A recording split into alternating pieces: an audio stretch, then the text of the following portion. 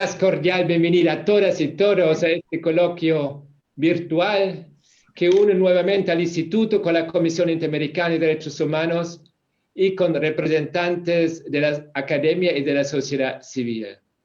Saludo especialmente a la comisionaria Esmeralda Arosemena, a la secretaria ejecutiva interina María Claudia Pulido y al especialista en derechos humanos de la Secretaría Ejecutiva Santiago Martínez, que hoy nos acompañan por parte de la comisión, así como a los otros ponentes, Eduardo Trujillo, director del Centro de Derechos Humanos de la Universidad Católica Andrés Bello, y a Feliciano Reina, presidente de la ONG Acción Solidaria.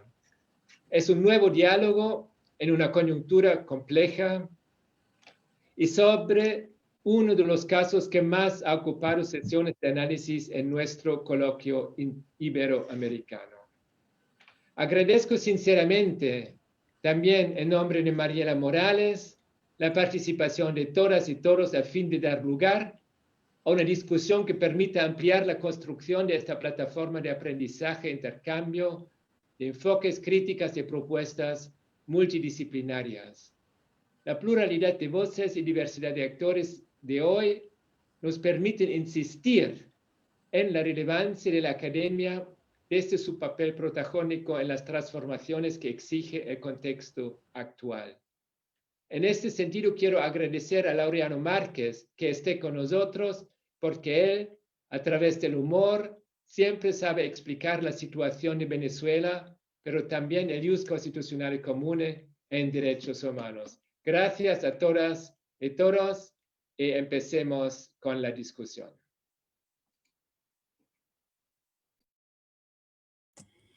La comisionada Esmeralda Arosemena tiene la palabra por un lapso de 10 minutos.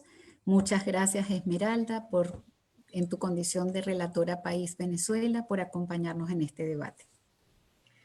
Las gracias tenemos que darlas nosotros, la Comisión Interamericana, por esta gran oportunidad. Mi saludo solidario a mi querido profesor Armin, agradeciéndole siempre esta posición de apoyo del Instituto, porque ha permitido a la Comisión tener esta posibilidad de hacerse presente, ya más allá de nuestro continente, dándonos un espacio siempre importante para el diálogo, para el debate, para el intercambio de experiencias. A mi estimada amiga Mariela, mi reconocimiento por ese dinamismo, esa energía que no desmaya nunca. Es importante en la lucha por los derechos humanos.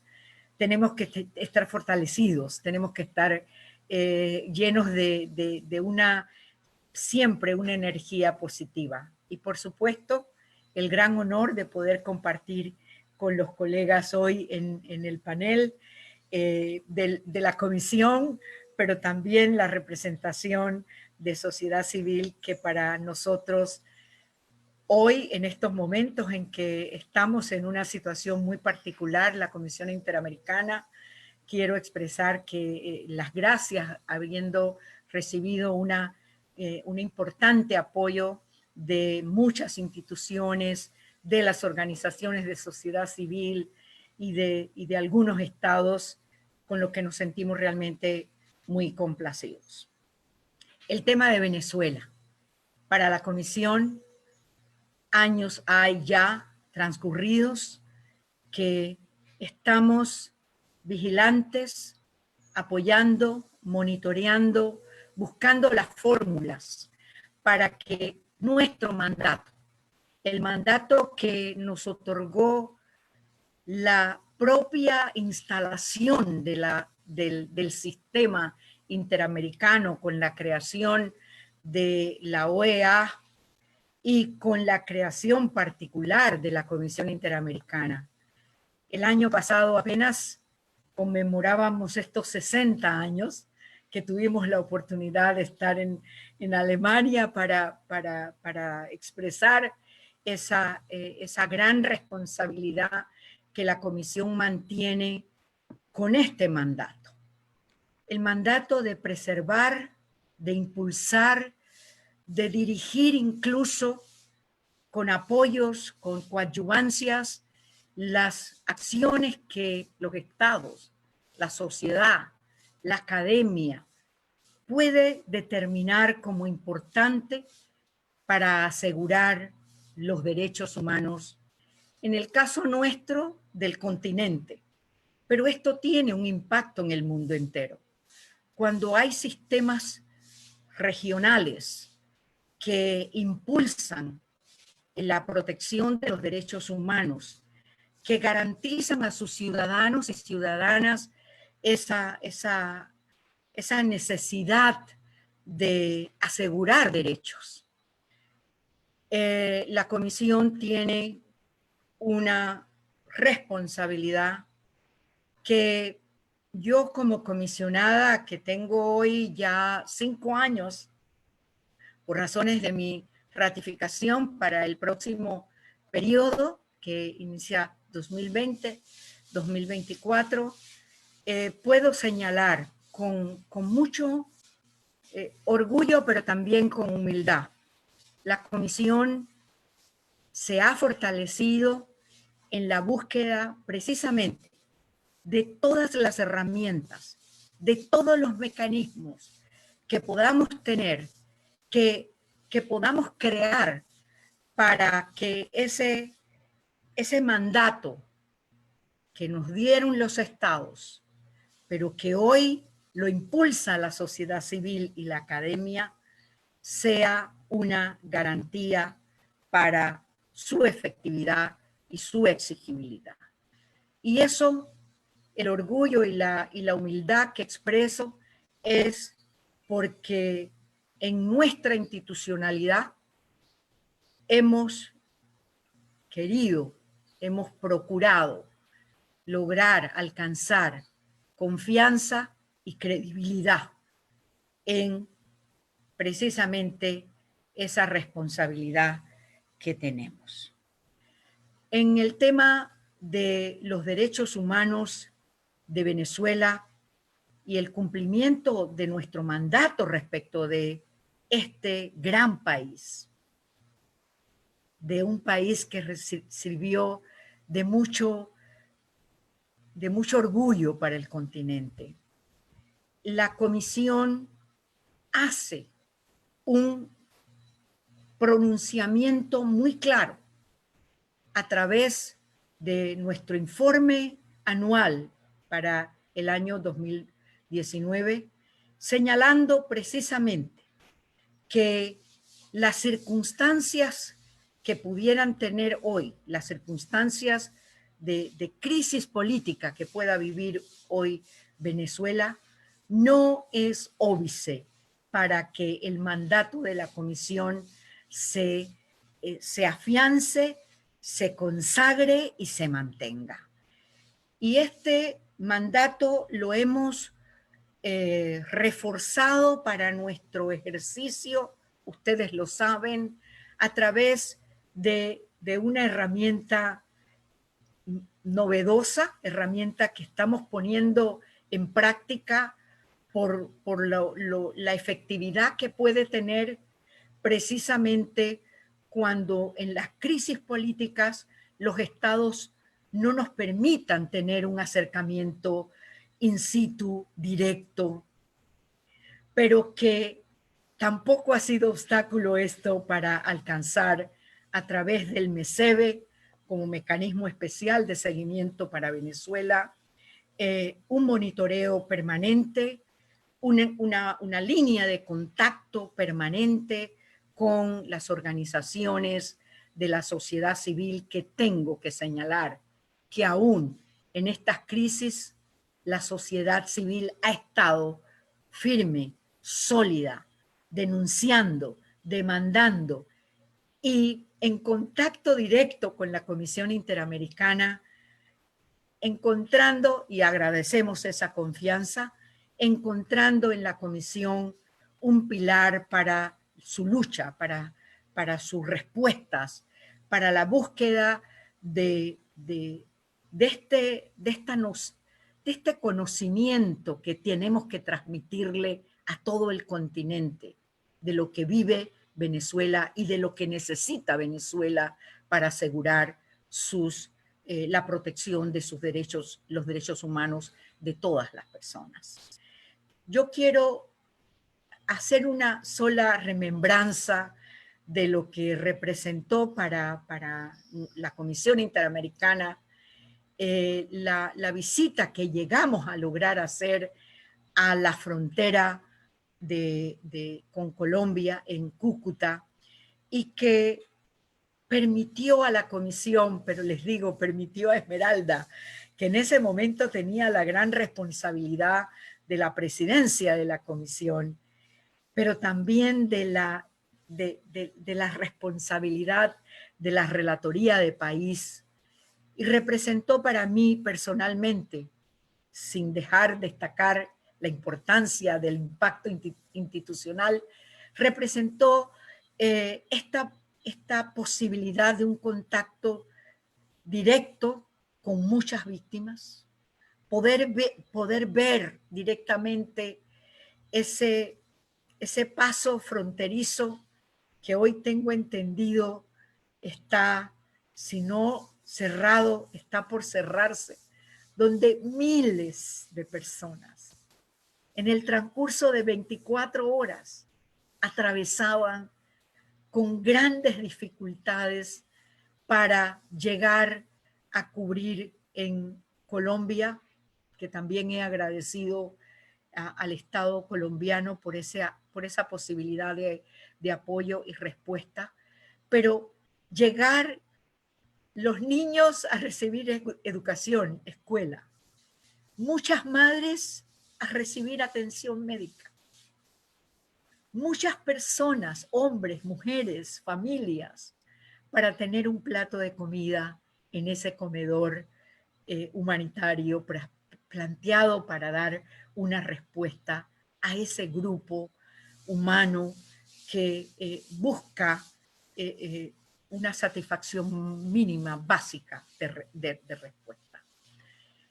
Entonces, eso me obliga hoy a asegurar a Venezuela entera que el mandato de la Comisión Interamericana de Derechos Humanos para promover, proteger, vigilar, exigir los derechos humanos de la población venezolana, aún la población migrante de Venezuela, que hoy tiene una especial connotación de miles de retornados.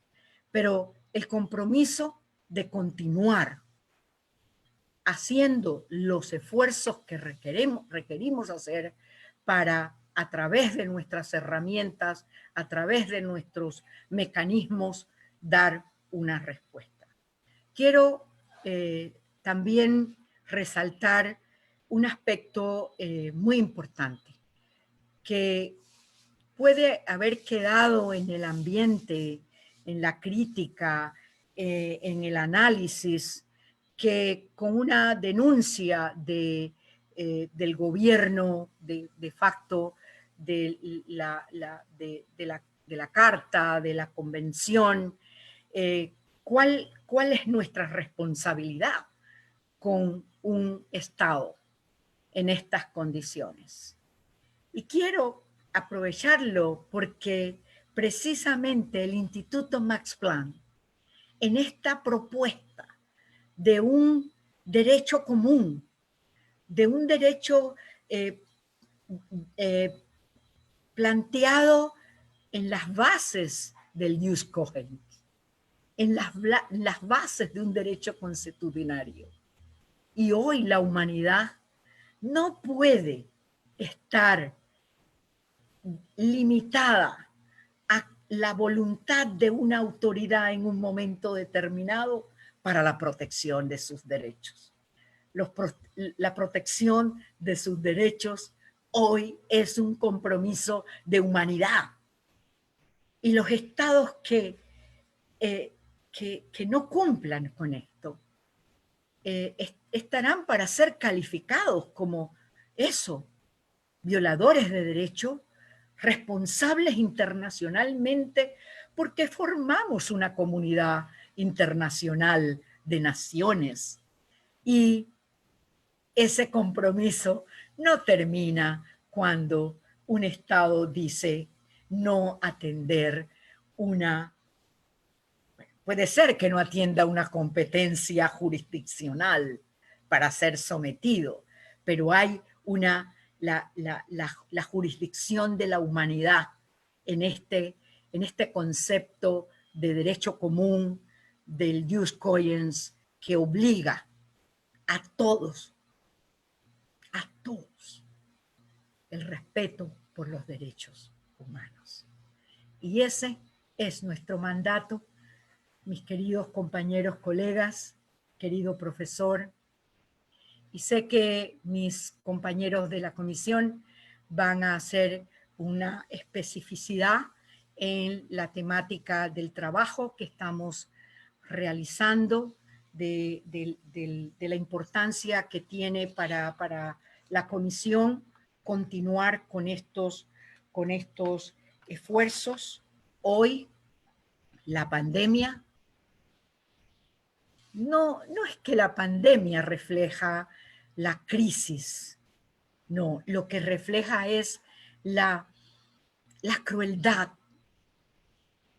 de no atender derechos humanos, de lo que eso significa en nuestros hospitales, y se nos acabó el tiempo, en nuestros hospitales, en la vida cotidiana de la alimentación, la escuela. Muchas gracias, Mariela, por esta oportunidad. Muchas gracias a los participantes, que sé que hay un número importante de ellos, por compartir con nosotros este momento. Muchísimas gracias. Muchas gracias, comisionada. Muchas gracias, Esmeralda, a título también personal. María Claudia, por favor. Bueno, buenos días aquí en este hemisferio, buenas tardes allá en Europa. Primero que todo, agradecer la invitación al profesor Amin Bonbongrandi y a nuestra queridísima amiga Mariela Morales, que es una defensora de derechos humanos a ultranza y que tiene su corazón, a pesar de vivir en Alemania, muy palpitante en Venezuela. Quisiera también saludar a los colegas que están hoy aquí en el panel y a todas las personas que nos están siguiendo en este coloquio. La verdad es que quisiera también expresar un saludo especial de parte de nuestro secretario ejecutivo, Paula Bravo, quien en estos momentos está siguiendo toda la actividad de la Comisión Interamericana de Derechos Humanos, apoyando desde su mandato renovado por la Comisión a los trabajos y al quehacer de la institución. Con esto indicar que la Comisión Interamericana de Derechos Humanos, ustedes saben muy bien, le ha dado una atención muy especial, muy particular al caso venezolano. La Comisión Interamericana fue el primer organismo internacional que se pronunció, que alertó a la comunidad internacional sobre la grave situación, particularmente en cuanto al deterioro de la institucionalidad democrática y lo que se empezaba a ver a finales de los años 90 ya, de lo que era un totalitarismo, en el sentido de que se empezaba a cooptar otras instituciones del Estado desde el Ejecutivo. Y es así como la Comisión Interamericana, bueno, yo diría que la primera voz fue de la Relatoría Especial para la Libertad de Expresión, que empezó a levantar como en el año 98-99 su voz respecto a este discurso polarizante, ¿no? a un discurso de odio y que estaba dirigido muy particularmente a determinados sectores, particularmente defensores de derechos humanos. Ya desde ese momento se veía esta situación.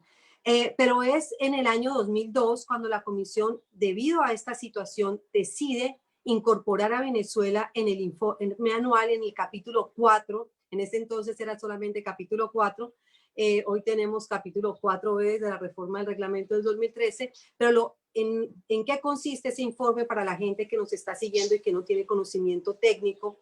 La Comisión, en su informe anual, que es, aparte de ser una herramienta de rendición de cuentas, es el instrumento más importante que se tiene de monitoreo de situación de derechos humanos. Y justamente en ese capítulo, por mandato del artículo 59 del reglamento, se incluyen a los países que tienen la situación más grave de derechos humanos, que ha llamado más la atención de la Comisión por justamente reunir estos criterios. La Comisión ha tenido a Venezuela desde el año 2002, sostenidamente en el capítulo 9 hasta el 19, solamente en el año 2004 no estuvo en este capítulo, y eso es un indicador de la preocupación constante que ha tenido la Comisión sobre Venezuela. Ustedes saben, la Comisión realizó una visita al país, una visita in loco en el año 2002, y preparó un informe como producto de esa visita, y desde el 2002,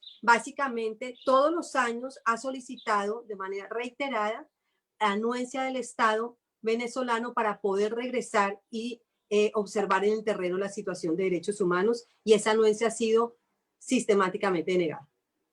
Pero la Comisión, apartándose de su práctica ordinaria, tanto en el 2009 como en el 2017, emitió informes de país a pesar de no poder entrar al territorio. Yo quisiera detenerme un poquito en el informe del 2017, porque es un informe muy importante, y es un informe que yo les invito a las personas que nos están siguiendo a leer, porque es la primera vez que la Comisión, respecto de Venezuela, ya no solamente habla de una alteración del orden constitucional, sino que habla de una ausencia del Estado de Derecho, basada justamente en la inexistencia de los principios básicos del Estado de Derecho, como es la separación de los poderes.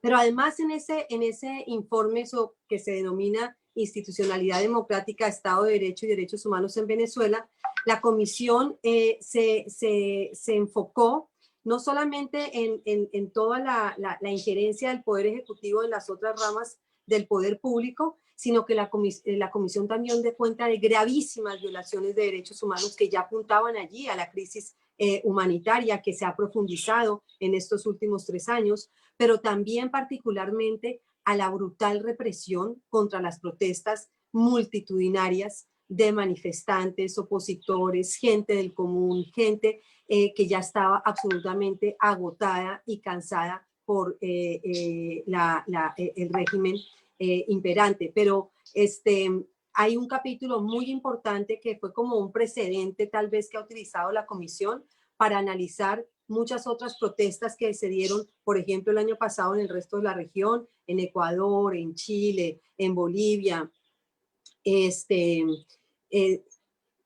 Ecuador, Chile, Bolivia, ¿sí? Donde estoy pensando a dónde más fue que viajó la Comisión para observar la situación de derechos humanos. Y me falta muy importante 2018 Nicaragua. Las represiones a las protestas de Nicaragua desde abril del 2018. Pero el precedente que se tiene sobre este tipo de acción de utilizar el uso excesivo de la fuerza contra los manifestantes a través de ejecuciones extrajudiciales se tiene en Venezuela. Y en este informe se registra todas estas violaciones y sus consecuencias. También se registra la criminalización de las defensoras y defensores de derechos humanos, la criminalización de los opositores. Se registra la situación de las personas privadas de la libertad, e inclusive ahí ya se empieza a hablar de este fenómeno en donde a las personas se les hace el juicio, se les dicta sentencia y no se les libera. Es una situación que es realmente en contra de todos los derechos más básicos plasmados en el artículo 7 de la Convención Americana sobre la Libertad Personal y las Garantías Judiciales. Las personas tienen una sentencia que costó muchísimo poder obtener y no las liberan. No se les da la orden de libertad. Esos temas empiezan a ser desarrollados y tratados en este informe, y la Comisión continúa utilizando no solamente estas herramientas de observación, sino también otras herramientas importantísimas que han dado una plataforma a las organizaciones de la sociedad civil, a las víctimas, a la misma academia que está interesada en el caso venezolano, como son las audiencias públicas.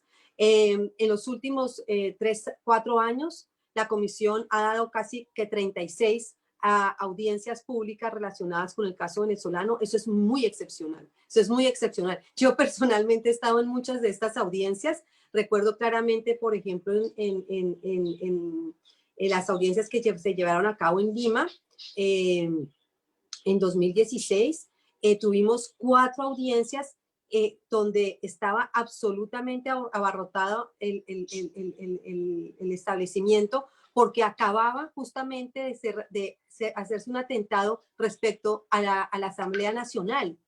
O sea, en un último ataque, ¿no?, a la institucionalidad democrática, negándole, sacándole básicamente, vaciándole básicamente los poderes a la Asamblea Nacional. Y allí estuvieron asambleístas que pudieron salir del país denunciando ante la comisión estas arbitrariedades. A estas audiencias públicas se han referido a temas de libertad de expresión, niñez migrante, persecución política, ejecuciones extrajudiciales, y sobre todo también hemos tenido audiencias sobre las medidas cautelares que ha otorgado la comisión a cientos de personas venezolanas y que lamentablemente no han sido debidamente cumplidas. Pero la comisión no se quedó solamente allí. La comisión también ha activado su sistema de casos y peticiones. De hecho, una vez conocida la denuncia de la convención por parte del Estado venezolano y posteriormente a la carta de la OEA, la comisión decidió darle prioridad a los casos que se habían presentado por situaciones de derechos humanos en Venezuela y acelerar el estudio de esos casos para que pudieran entrar dentro del flujo del sistema de casos y peticiones y que la comisión continuara la competencia sobre ellos. Ya la comisionada Esmeralda acaba de conversar sobre la temática, así que no voy a entrar sobre ese aspecto jurídico, pero simplemente decir de una manera muy clara para quien nos está siguiendo, la comisión continúa ejerciendo su competencia en relación con Venezuela a través de los diferentes marcos normativos que considera que siguen vigentes. Y eso es muy importante porque la gente en Venezuela no puede sentirse que está desprotegida, ¿no? Entonces, que el mecanismo de las medidas cautelares, la comisión lo está estudiando caso a caso. La comisión está determinando de una manera muy rigurosa cuándo procede, pero sigue recibiendo esas solicitudes. Entonces, en el año 2019, la comisión, y un poco con el ejemplo que ha seguido a partir de Nicaragua, que creó con mucho éxito el mecanismo de seguimiento de las recomendaciones en Nicaragua, el MECENI, la comisión tomó la decisión de también crear un mecanismo especial para dar atención a la situación de Venezuela, y es el mecanismo MECEBE. Aquí Santiago Martínez, nuestro colega, es el motor del MECEBE, y estamos buscando recursos para fortalecer ese mecanismo y poder cumplir a cabalidad con esa necesidad de observación, de protección que se tiene en Venezuela. Tenemos comunicación permanente con las organizaciones de la sociedad civil.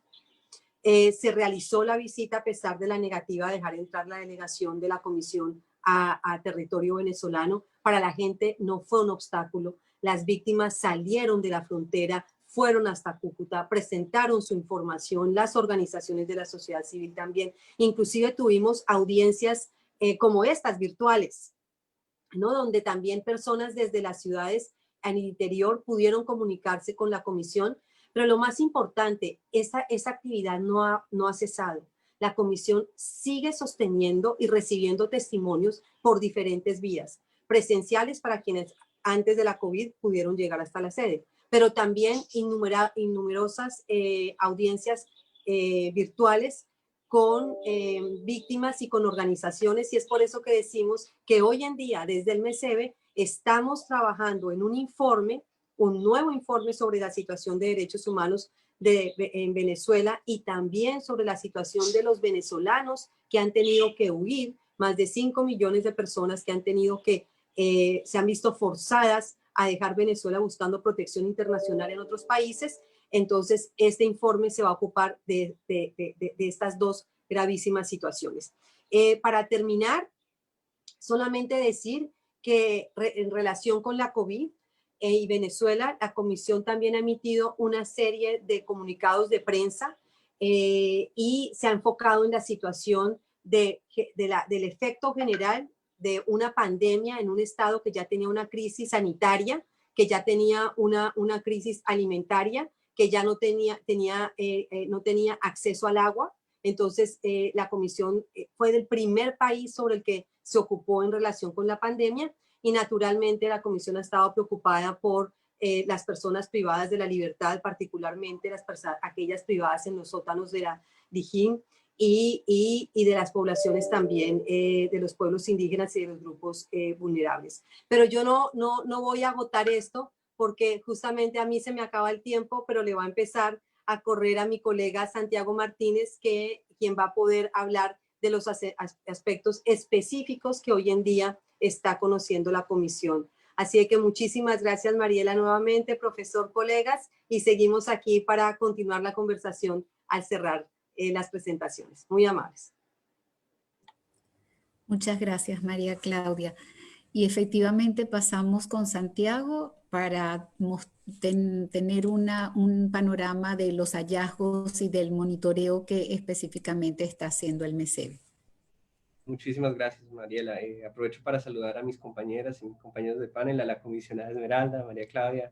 Debo decir que me alegra conocer a la profesora Mariela y al profesor Amin, porque he leído mucho a ambos, pero no los he conocido personalmente, pero he leído sus trabajos y me da gusto que me inviten hoy a participar y a ser parte de este conversatorio. Yo quiero hacer una presentación empezando por haciendo una mención breve a un panorama preexistente en Venezuela, sobre el cual la Comisión ha hecho un trabajo muy fuerte y muy riguroso, pero eso es apenas una mención para pasar a hablar sobre 4 áreas de particular preocupación para la Comisión en el contexto de la COVID-19. El panorama preexistente, la Comisión ha dicho insistentemente que Venezuela atraviesa por una grave crisis institucional, lo dijo en el año 2017, y es una grave crisis que no es abstracta, ¿no? Que no es lejana, que repercute en la vigencia de los derechos humanos. Venezuela celebra tristemente 5 años de estado de excepción, más de 25 prórrogas al estado de excepción. ¿Y por qué esto aplica cuando vamos a hablar del COVID? ¿Por qué repercute? Sencillo, porque en un escenario así el margen para arbitrariedades crece. No hay un control riguroso sobre las actuaciones de los otros poderes públicos. Entonces el margen para arbitrariedades crece. Un segundo asunto preexistente, como mencionó María Claudia, es que hay una crisis humanitaria, hay una crisis difícil, hay una crisis innegable, la cual hace difícil creer que que las personas en Venezuela puedan tomar medidas de autocuidado ante la COVID. Es difícil imaginar que sin agua se puedan lavar las manos, es difícil imaginar que las personas puedan quedarse en casa cuando no hay alimentos, cuando no hay luz para refrigerar los alimentos. Repercute de innumerables maneras. Entonces, es difícil pensar que en un contexto de crisis humanitaria las personas van a poder tomar medidas de autocuidado. Eso es una realidad y ese es el panorama preexistente del cual quería hablarles. Ahora bien, quiero hablar de 4 áreas de especial preocupación que hemos recabado a partir de testimonios, a partir de información, todo muy respaldado. Y son 4 áreas que voy a mencionar, pero no quiero dar a entender que hay un área que prevalece sobre otro, que hay un área más grave. Son solo 4 áreas, no quiero hacer insinuaciones de prevalencia o de importancia. Un área de especial preocupación para la Comisión es la situación de las personas trabajadoras de la salud y el cuidado. La información que hemos recabado da cuenta de 2 situaciones muy preocupantes. La primera es que al menos 71 personas trabajadoras de la salud y el cuidado han fallecido por COVID-19. Una persona podría preguntarse, bueno, eso es relativamente esperable o normal en un escenario de pandemia. No, la verdad es que el universo de personas fallecidas, cerca del 25%, 26% corresponde a personas trabajadoras de la salud y el cuidado. Es un número altísimo, comparativamente altísimo. Es una situación preocupante y la Comisión en su resolución número 4 fue muy clara al dar una directriz, y es que los estados deben asegurar que las personas que atienden pacientes COVID-19 cuenten con medidas de bioseguridad para proteger su integridad personal. Una segunda situación extremadamente preocupante que hemos tenido a partir de recabar testimonios con enfermeras y doctores de 14 regiones de Venezuela, 14 diferentes regiones, no voy a mencionarlas, por supuesto, es que tienen miedo a represalias, tienen miedo a denunciar casos sospechosos de COVID-19. Los testimonios que recabamos dicen, solo hay un laboratorio que centraliza todas las pruebas en Caracas. Tenemos un paciente sintomático y el paciente fallece antes de que llegue el resultado. Pero yo siento miedo de alertarte de esta situación. Son casos que pasan inadvertidos, porque como centralizan toda la información, las personas a veces fallecen o se recuperan, pero son casos que pasan inadvertidos, casos sospechosos para el personal de salud, y esa situación que ya es preocupante se ha agravado porque estas personas sienten temor a represalias. Vuelvo y apelo a la resolución número 4 de la comisión, que fue muy clara al decir que se debe crear un contexto y ambientes libres de hostigamiento y amenazas para personas trabajadoras de la salud y el cuidado. Esa era una primera área. Segunda área, sobre la cual quiero hacer un comentario, la situación de las personas enfermas y los casos sospechosos de COVID-19. Hemos recibido testimonios de enfermeras, de pacientes, de doctores que nos dicen que ha habido situaciones de internación forzosa de pacientes sospechosos de COVID-19, incluyendo mujeres embarazadas. Esto es algo que yo no he visto en otros países, a pesar de que la situación es compleja en todos los países. Ha habido situaciones de, coloquialmente, cerrar bajo llave a un paciente por ser sospechoso de COVID-19. Esos testimonios los hemos recabado.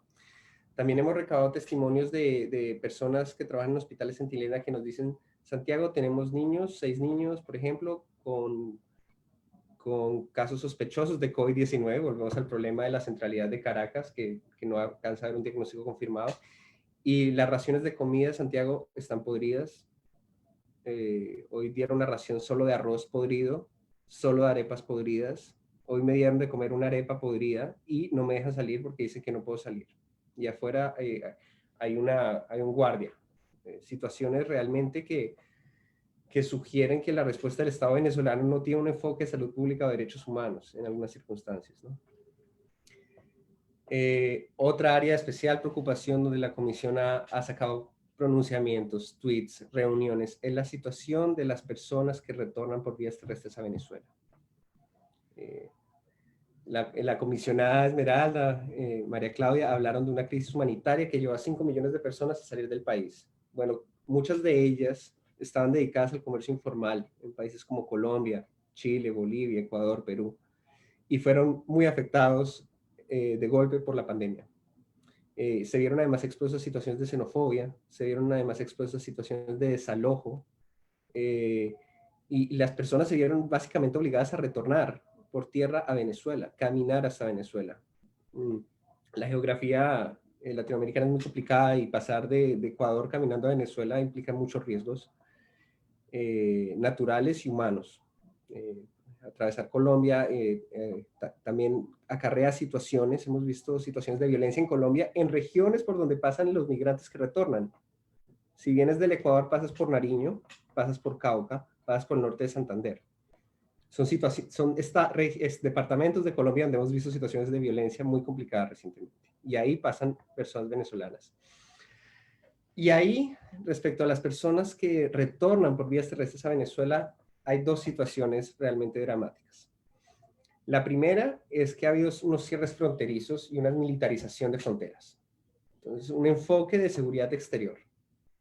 No de salud pública a partir de un enfoque de derechos humanos, sino de seguridad exterior y seguridad interior, ¿no?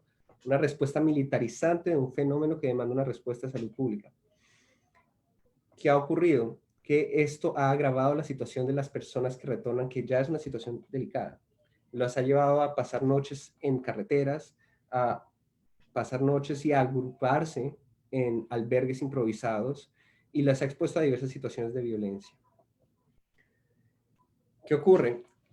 Ha habido cierres de fronteras de Perú a Ecuador, de Ecuador a Colombia, de Colombia a Venezuela, por diversas razones. Pero las personas que han conseguido pasar por pasos regulares, por ejemplo, Paraguachón, La Guajira, norte de Santander, Tienditas, Cúcuta, muchas personas se han visto obligadas a cumplir con medidas de aislamiento en albergues que no son dignos, en albergues improvisados, en albergues sin colchonetas, sin comida, sin agua, y son obligadas. Volvemos de nuevo a una internación forzosa en situaciones no dignas. Aquí quiero hacer mención a la resolución número 1 de la CIDH, que fue muy clara de decir que los estados deben garantizar el derecho de retorno, con bioseguridad, con coordinación, pero deben garantizarlo. Es una directriz de la resolución número 1 de la Comisión. Pero la situación de las personas que retornan se ve agravada por una circunstancia adicional. Y la circunstancia adicional es que altas autoridades, yo me imagino que mi colega Eduardo va a hablar del tema, pero altas autoridades del gobierno han hecho declaraciones estigmatizantes hacia las personas que retornan. Es otro fenómeno que hemos documentado. Se les ha tildado de apátridas, se les ha tildado de fascistas y golpistas camuflados, y son discursos que provienen de cargos públicos, de altas esferas de cargos públicos. Se les ha dicho que regresan por una suerte de karma. Entonces estas personas que salieron por una crisis existente retornan y se enfrentan con discursos que las estigmatizan. La comisión ha sido muy clara, ha rechazado estos señalamientos y ha dicho que las autoridades públicas deben abstenerse de incurrir en discursos estigmatizantes. Eso lo han dicho a partir de comunicados de prensa, de tweets, de innumerables maneras, lo hemos dicho hasta el cansancio. No, autoridades públicas deben abstenerse de incurrir en discursos estigmatizantes. Aplica también para defensores de derechos humanos en Venezuela. Y la otra área sobre la cual quiero hacer una mención el día de hoy es el área de libertad de expresión. 2 minutos, perfecto. Libertad de expresión y acceso a la información.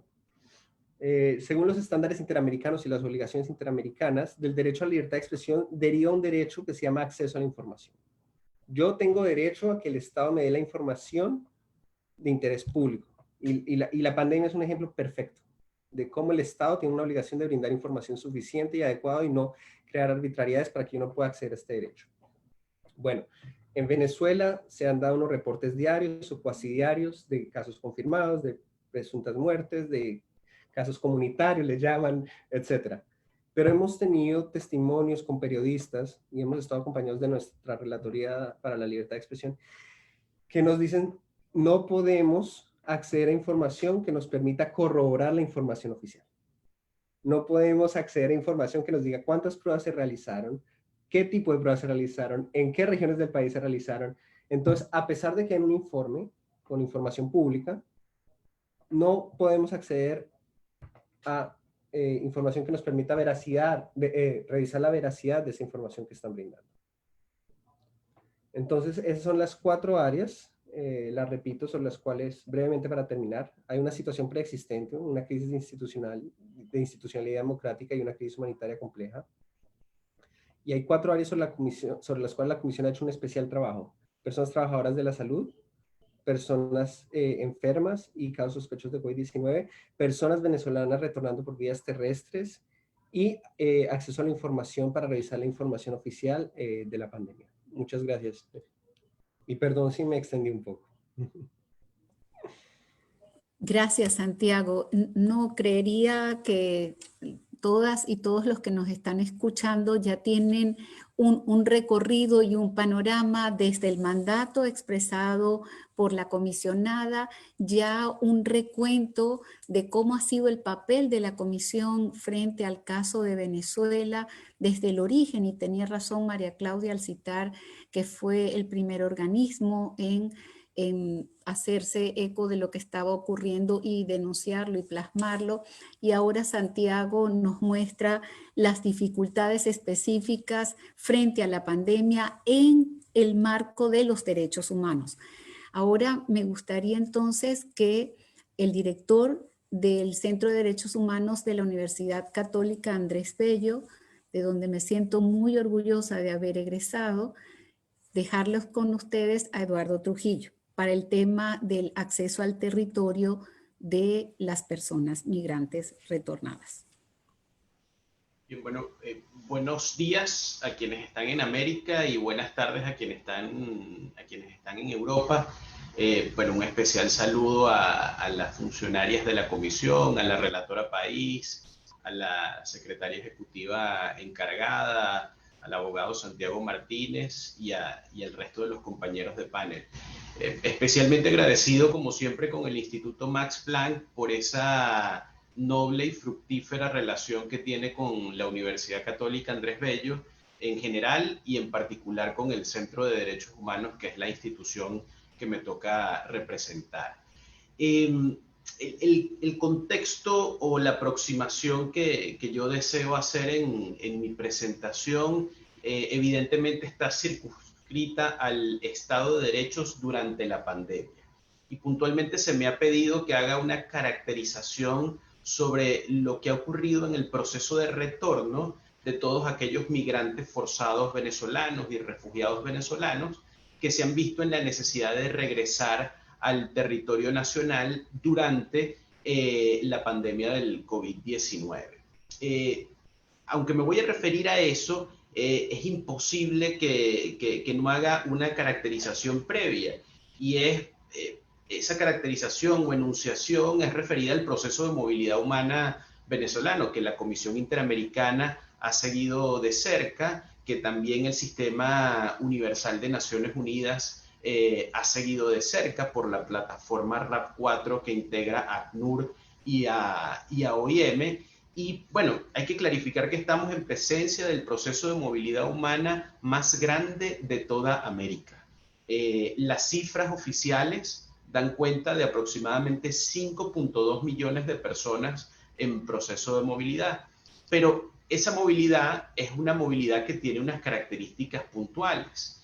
Nosotros desde el Centro de Derechos Humanos de la UCAP hemos tratado de hacer ver que este proceso de movilidad humana es un proceso forzado. Estamos hablando de un proceso de migración forzada, en donde caemos en la categoría jurídica de la migración forzada en el marco del derecho internacional y del refugio, por ser personas que huyen del territorio venezolano ante el temor fundado de que su vida se ponga en riesgo. Y por supuesto, todo esto al amparo de no solo de la Convención de Refugio de 1951, sino también de la más reciente Declaración de Cartagena. Entonces, en ese contexto, en el mes de marzo en América aterrizó el COVID-19, más allá de que en China ya estaba pululando desde el mes de diciembre. En el mes de marzo, nuestros países en América empezaron a tomar medidas restrictivas. ¿Restrictivas en torno a qué? En torno a la movilidad y en torno a los derechos. Hay análisis de varios profesores y profesoras reconocidos en el sistema interamericano sobre cómo nuestros estados, a través de la figura de los estados de excepción, han ido limitando derechos. Y uno de esos derechos que se ha terminado limitando, o que ha sido más evidente su limitación, es el acceso a territorios. Puesto eso de manifiesto, veamos entonces de nuevo el proceso de movilidad humana venezolano. ¿Y quiénes son o cuáles son las personas que están en ese proceso de movilidad? Cuando hablamos de más de 5.2 millones de personas, creo que todos conocemos que muchas de esas personas son personas en alto grado de vulnerabilidad y con unas condiciones socioeconómicas altamente depauperadas. En consecuencia, esas vulnerabilidades a las que se ven sometidas esas personas en su tránsito migratorio también son vulnerabilidades que tienen en los estados de acogida, ya que son personas que en muchos casos tienen que salir a trabajar todos los días para poder sufragar los costos mínimos de vida. En consecuencia, con la paralización generalizada de actividades que ha tenido el mundo y particularmente América desde marzo del año 2020, muchas de estas personas lamentablemente se han visto en la necesidad de retornar a Venezuela.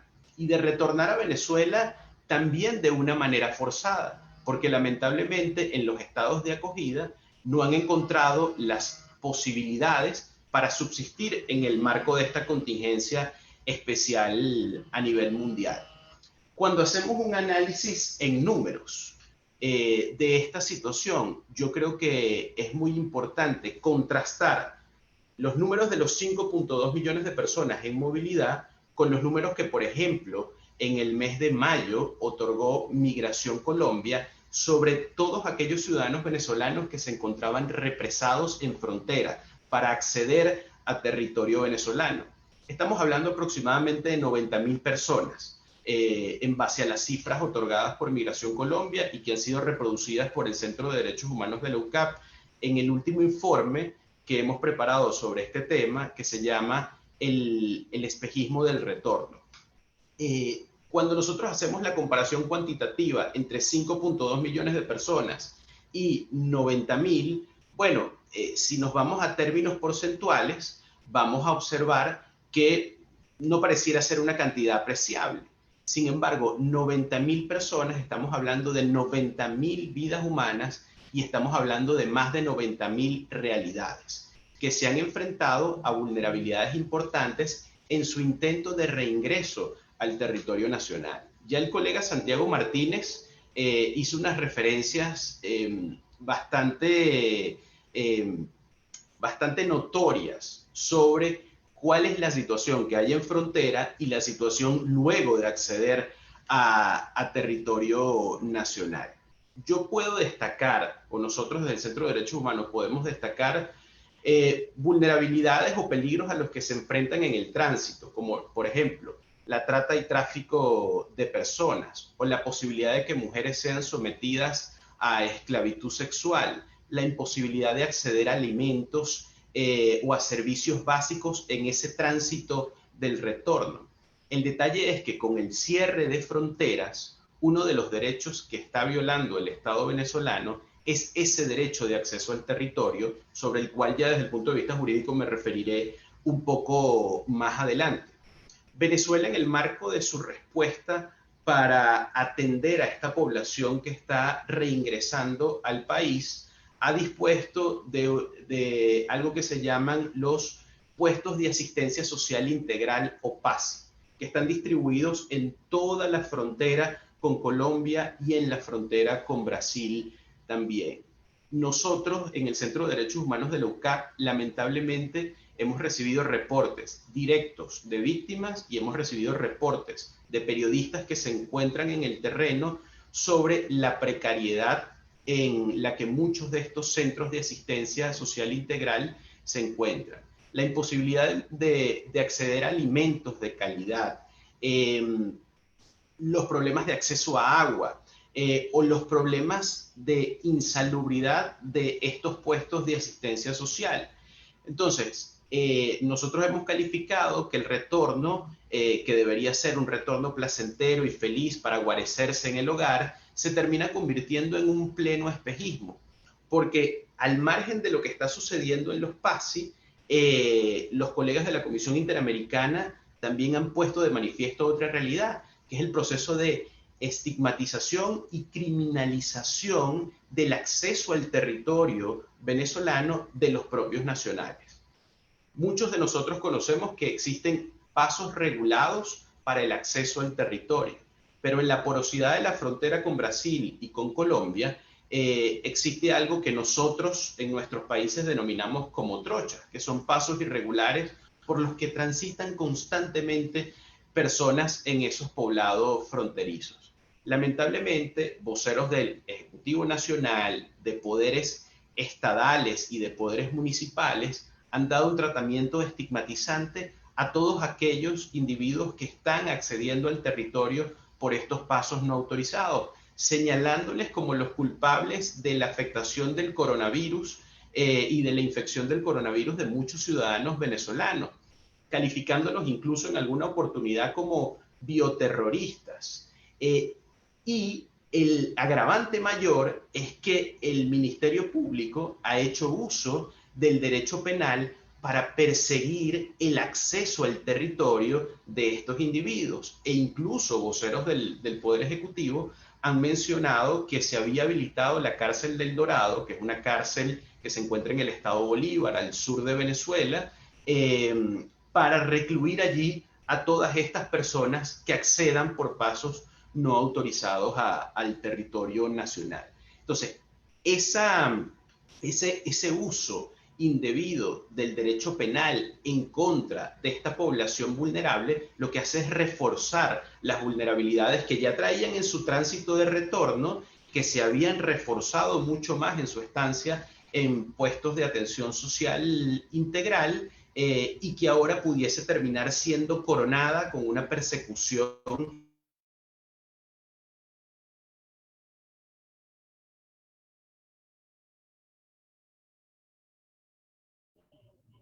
Perdimos tu audio, Eduardo. Eduardo, no te oímos.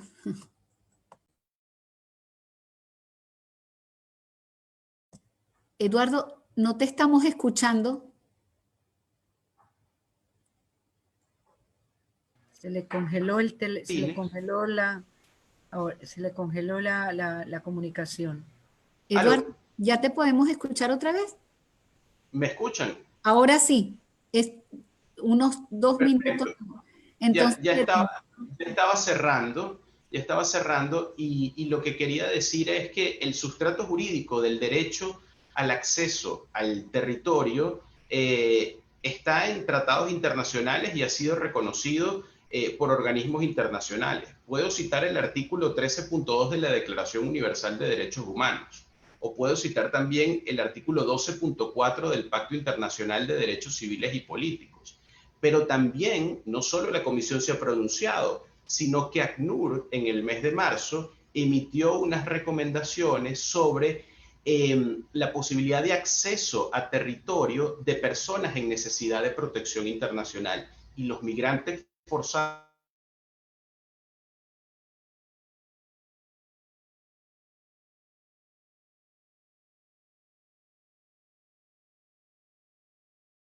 Volvimos a perderlo.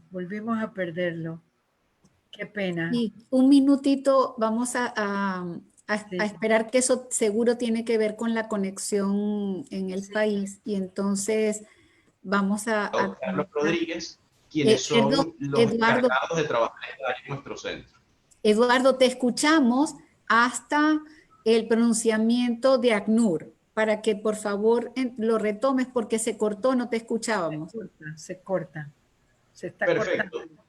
Perfecto, retomo, ya estaba cerrando, decía que no solo la Comisión Interamericana se ha pronunciado sobre este tema, sino que también ACNUR, en una directriz emitida en el mes de marzo de 2020, habló sobre el derecho de acceso a territorio de las personas en necesidad de protección, y que los venezolanos en proceso de movilidad, bien sea migrantes forzados, refugiados o retornados, son personas en necesidad de protección internacional. Y bueno, cerraba mi intervención dándole crédito al equipo del Centro de Derechos Humanos que trabaja puntualmente en esta área, y hablo de la profesora Ligia Bolívar y del abogado Carlos Rodríguez, porque realmente la presentación de nuestros informes no obedece a la preparación que hace una persona, sino a la preparación que hace un grupo que se encuentra detrás trabajando por los derechos humanos en Venezuela. Así que muchísimas gracias. Gracias, Eduardo. Realmente eso nos aproxima a lo que están viviendo las personas que están retornando al país, y como tú bien señalabas, lo grave que significa la estigmatización y la criminalización. Pero este espacio, que un poco representa un concepto que estamos impulsando desde el Ius Comuneis, donde todo el equipo de la Comisión y la Corte ha estado también trabajando, y es promover la comunidad de práctica de derechos humanos en América Latina. Y es justamente donde están distintos actores, y tenemos a la Comisión en este caso, tenemos a la academia, pero también a las ONGs, porque como muy bien lo señalaba la comisionada Esmeralda, sin las ONGs que representen a las víctimas, no tendríamos el sistema interamericano que tenemos, sin su voz, sin su presencia, sin su constancia. Entonces, me permito presentarles a Feliciano Reina, que estará entonces también ofreciéndonos su perspectiva desde Acción Solidaria en estos 10 minutos. ¿Qué piensas? ¿Cómo lo ves, Feliciano? ¿Qué creerías que se puede apuntar como un mecanismo para atender esta doble crisis que enfrenta el país, solo para referirnos al COVID y a la crisis humanitaria? Muchas gracias, Mariela, y muy complacido realmente de estar aquí hoy con ustedes, con la comisionada, con la comisión, con mis colegas también, y bueno, un buen número de participantes.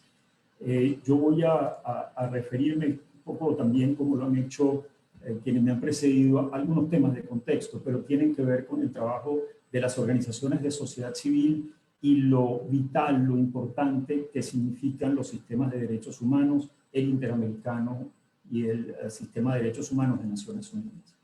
Fue a partir de informes de derechos humanos que presentamos un buen número de organizaciones entre 2015 y 2016 a estas instancias internacionales. Ante la Comisión hubo una particular en nuestro caso sobre salud en 2015 y después los que hicimos en conjunto ante órganos de tratados y para el examen periódico universal, lo que nos permitió identificar que entrábamos en un contexto de emergencia humanitaria compleja, o sea, en una afectación masiva y deliberada de derechos humanos. Como ocurre en este tipo de emergencias, la ausencia del Estado de Derecho, se ha hablado de ello, la falta de acceso a la justicia, la gran corrupción, que es un elemento fundamental en todo esto, y la violencia política y la represión estatal, desembocaron en 2016, entre otros efectos muy duros, en una devastadora caída en las capacidades económicas y de protección de los derechos.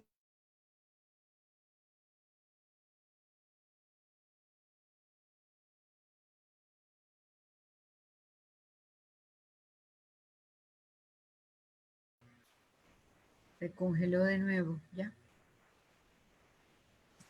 Feliciano, nosotros te vamos a avisar cuando te dejemos de escuchar. Efectivamente, yo entiendo que los 76 participantes que ahora están aquí, los que nos estén viendo por el canal de YouTube, tengamos la paciencia de poder esperar que las conexiones con Venezuela se establezcan y que los escuchemos, porque son voces muy importantes para este encuentro y sé que todas y todos coinciden conmigo.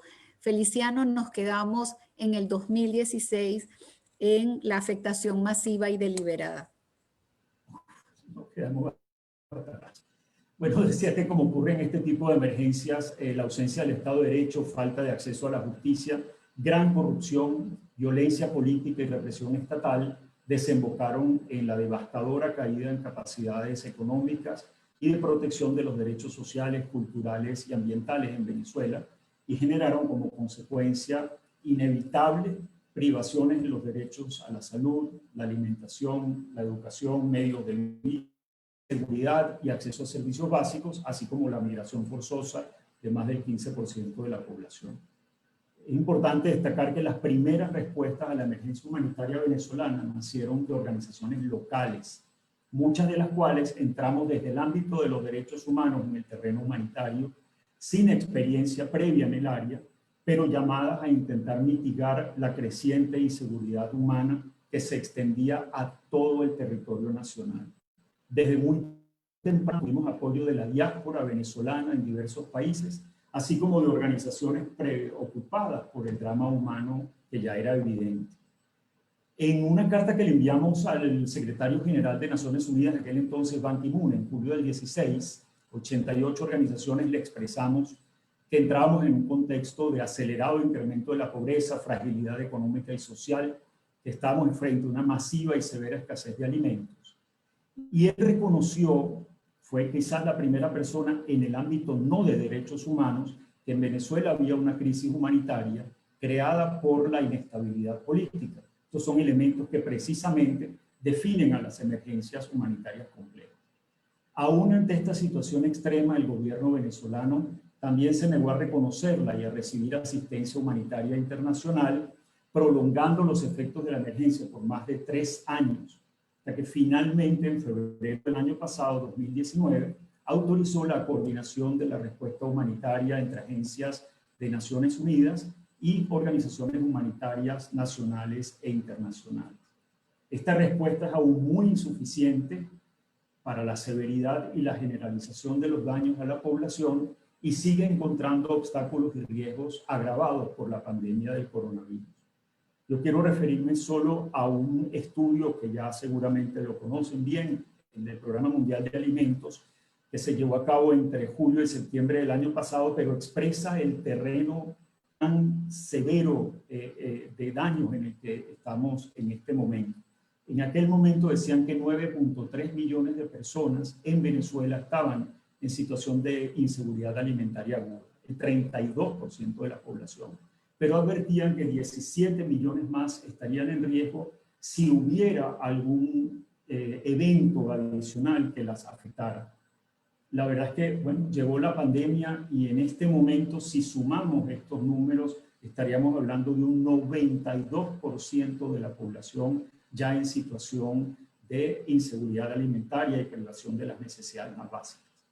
En este contexto tan desafiante que mucho antes de la llegada del coronavirus, como ya se ha mencionado, las organizaciones que entramos en el ámbito humanitario fuimos creciendo sostenidamente, así como nuestros programas en todas las áreas de acción que tienen que ver con la acción humanitaria: salud, seguridad alimentaria y nutrición, agua y saneamiento, educación, alojamiento, protección infantil y contra la violencia basada en género.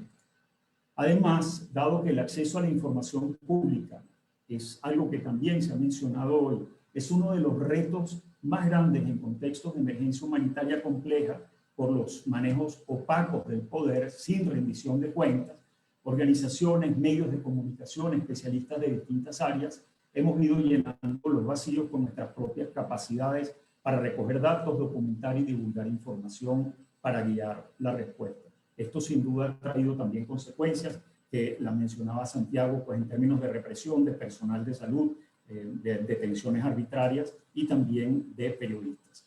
Desde el principio fuimos orientando nuestra acción en el ámbito humanitario a atender a las personas y comunidades más vulnerables, afectadas de manera diferenciada por los efectos de la emergencia compleja.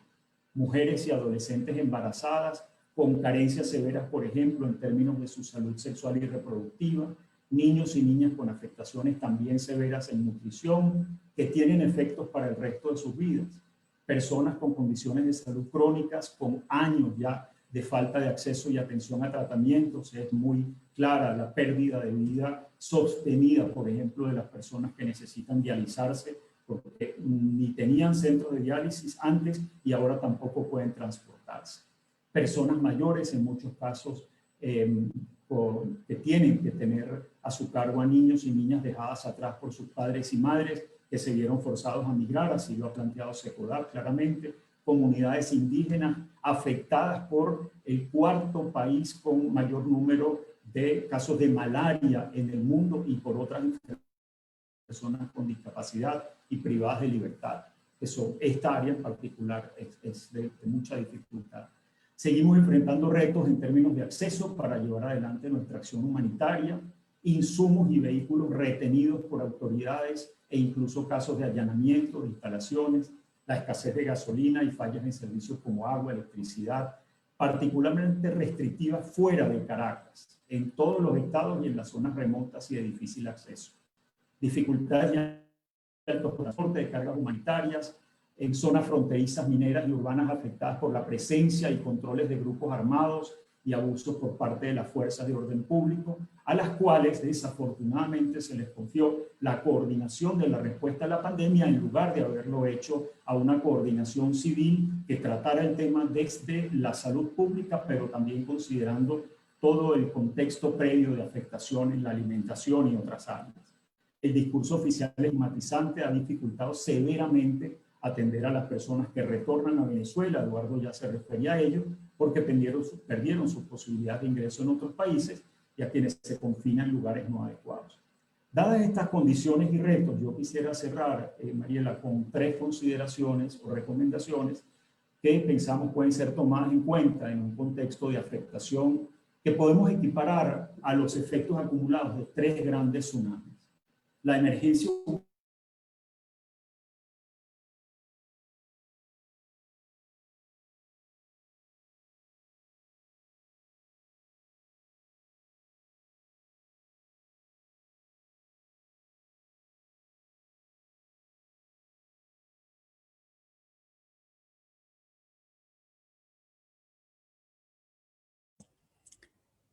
Feliciano, no te estamos escuchando, pero creo que tú nos escuchas.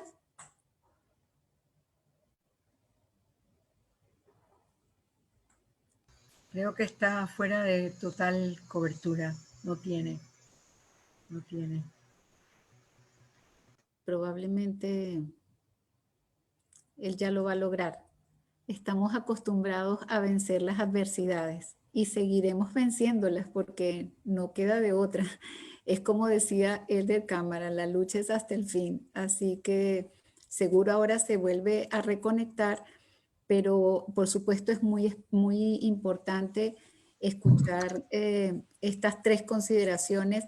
Feliciano, ya sabíamos que volvías y entonces con las tres recomendaciones que tienes que puede ser, o sea, realmente el punto de partida para el debate. Gracias, Mariela. Menos mal que volvió así de pronto. Una es que es importante para nosotros enfatizar que hay capacidad local que merece ser apoyada con recursos, con fortalecimiento institucional, con capacitaciones, con acuerdos bilaterales también. Es decir, no hay que pasar por el sistema de Naciones Unidas y otros para tener esa interlocución con las organizaciones locales. Hay capacidad, hay que, por supuesto, fortalecerla, pero la hay. El segundo es que el apoyo no debe centrarse solo en la respuesta a la pandemia y a la COVID-19, porque como ya hemos hablado y el MECEBE lo ha mostrado, informes, hay carencias graves previas y las organizaciones seguimos haciéndoles frente junto a las personas y comunidades más afectadas, de manera que no podemos dejar de lado toda esa afectación previa. Y por último, creo que es fundamental avanzar en soluciones para una situación de esta magnitud por medio de acuerdos políticos, con apoyo de la comunidad internacional. Sin credibilidad ni confianza, no parece posible que el Estado actualmente pueda obtener recursos necesarios para hacer frente a los 3 tsunamis a los que me refería.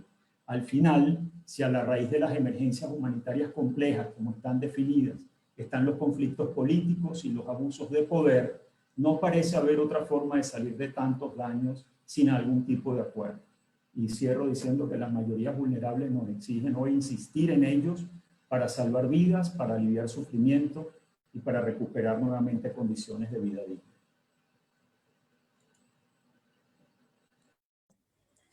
Muchas gracias, Feliciano, porque ciertamente frente a los tsunamis, a las crisis que se han ido sumando realmente a lo largo de todos estos años, pues nos toca acudir al lenguaje de los derechos humanos y enfrentar todas y cada una de estas crisis prevaleciendo los estándares de garantía de derechos en una garantía reforzada, y es verdad, lo venimos sosteniendo con Flavia Piovesan, una interpretación a la inversa del principio de indivisibilidad e interdependencia, en el sentido de que los DESCA también necesita que se garanticen los derechos civiles y políticos, pero sobre todo reforzada, porque ya lo han dejado absolutamente en evidencia todos nuestros panelistas de hoy, lo que está afectando la pandemia a los grupos más vulnerables. Y en eso hay que reconocer el papel que ha jugado la Comisión,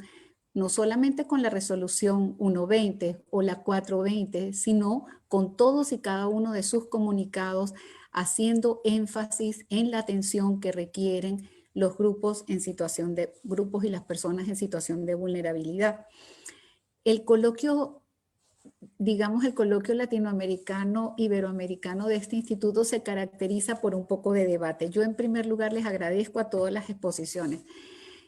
A pesar de los años que llevo en este país, pues creo que no podemos perder la espontaneidad. Y quiero aprovechar que están Laureano Márquez y Jesús María Casal para pedirles un comentario breve, una pregunta, porque son voces que también han estado acompañando desde el principio lo que ocurre en el país y que han dado visibilidad a esos déficits estructurales que hemos tenido siempre. Entonces, Laureano, abusando de mi amistad y de saber que tu voz es muy importante para todas y todos nosotros, y después a Jesús, mi compañero de universidad y colega y amigo de tantos años. Por favor. Bueno, muy brevemente, primeramente agradecerles la invitación a este coloquio que ha estado muy interesante. Creo que se han dicho cosas muy valiosas y se ha hablado con mucha precisión y con mucha exactitud de lo que está sucediendo en Venezuela. Los que somos de Venezuela lo podemos ratificar, no solamente por nuestra propia experiencia personal, sino en este caso yo que me encuentro fuera en este momento, por las propias circunstancias por las que me encuentro fuera, pero además por las referencias de toda la familia. Una de las cosas, y como esto, el coloquio tiene que ver con el tema del COVID-19 y también con el tema de los derechos humanos y de la vinculación de ambas cosas. Una de las cosas que nos preocupa mucho en Venezuela, y creo que Santiago lo subrayaba, y también Eduardo, bueno, y Feliciano, y todos, en realidad los que han hablado del tema de Venezuela, es el uso que se está haciendo de la pandemia en Venezuela para incrementar la represión que ya vivía el país. Eso es una cosa sumamente preocupante y alarmante. Creo, además, que eso ha determinado violaciones a los derechos humanos y ha determinado violaciones a la libertad de comunicación. La gente que trata de informar al respecto, porque las informaciones que nos brinda el Estado son absolutamente incoherentes, las informaciones alternativas han llevado a periodistas a ser detenidos y a ser encarcelados. Y esto se ha dicho también, y solo subrayarlo, hablo muy breve, la criminalización del retorno al país ha sido realmente terrible. La gente ha sido recluida en lugares que son una suerte de prisiones, donde efectivamente no tienen ninguna condiciones para estar ni para subsistir. Esto está ocasionando en Venezuela que mucha gente que tiene síntomas de COVID no los comunica por temor, por miedo, se queda en su casa o a lo mejor no se queda. Lo decían también, y lo subrayo, el tema de que la gente no puede guardar una cuarentena en una situación tan grave como la que vive el país de desabastecimiento, en una situación de crisis económica que obliga a la gente a salir a la calle, que obliga a la gente a tomar el metro. O sea, las imágenes que nos llegan del metro de Caracas son realmente espeluznantes, de vagones repletos de gente, todos con mascarillas, pero vagones repletos de gente. La situación de los presos políticos enfermos de COVID-19 que siguen estando presos y que no se les concede ninguna situación, ninguna posibilidad de libertad o de tratamiento. Es grave, es preocupante, es alarmante. Y también se ha dicho, y lo subrayo, el tema de los profesionales de la salud contagiados. La cifra es altísima. Creo que Santiago daba un 20 y tanto %. Ayer escuché al presidente encargado de Venezuela, Juan Guaidó, hablar de un 28% en el personal médico, lo cual es una cifra alarmante. Y las informaciones, por supuesto, una de las cosas que no tenemos nosotros es información confiable. En Venezuela no existe información confiable, entonces eso hace que la pandemia pues afecte con mayor gravedad, porque uno no puede tomar previsiones exactas si no hay información adecuada.